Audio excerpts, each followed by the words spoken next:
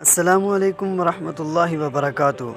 ناظرین، دنیا کی پہلی خاتون ہائی جیکر جس نے جہاز اغوا کرنے کے لیے 6 بار پلاسٹک سرجری کروائی۔ دنیا کے مشکل ترین کاموں میں سے ایک کام ہائی جیکنگ ہے، جس میں کسی بھی ملک کا طیارہ اغوا کرنا اور اس کے ذریعے اپنے مطالبات منوانا ہے۔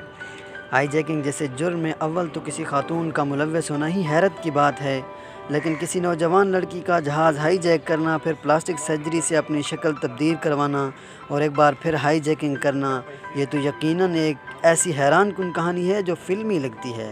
لیکن دنیا میں یہ واحد مثال فلسطینی خاتون لیلا خالد ہے، جس نے ایک نہیں 2 بار جہاز ہائی جیک کیا۔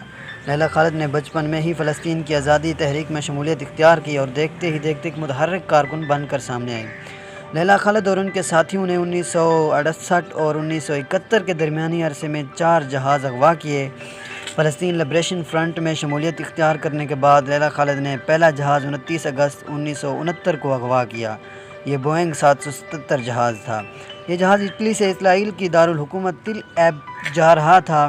اطلاع یہ تھی کہ اسرائیل کے وزیر اعظم اسحاق رابن بھی اس فلائٹ کے مسافروں میں شامل ہیں۔ جہاز ایشیا کی فضائی حدود میں داخل ہوتے ہی ایک نقاب پوش خاتون نے جہاز کا کنٹرول اپنے ہاتھ میں لے لیا۔ پائلٹ کو حکم دیا کہ فلسطینی شہر حیفا کے اوپر سے پرواز کرتے ہوئے جہاز کا رخ دمشق کی طرف موڑ دو۔ دمشق جانے سے پہلے ہی میں اپنی جائے پیدائش وطن مالوف حیفا کو دیکھنا چاہتی ہوں۔ خاتون اور اس کے ساتھی بموں سے مسلح تھے۔ پائلٹ نے حکم کی تعمیل کی، جہاز دمشق میں اتار لیا۔ مسافروں کو یرغمال بنا کر فلسطین کی آزادی کا مطالبہ کیا گیا۔ پوری دنیا کی توجہ فلسطینیوں پر صہیونی مظالم کی طرف مبذول ہوئی۔ مذاکرات کے بعد اسرائیلی جیلوں میں فلسطینی قیدیوں کی رہائی اور ہائی جیکروں کی بحفاظت واپسی کی شرائط پر تمام یرغمالیوں کو رہا کر دیا گیا۔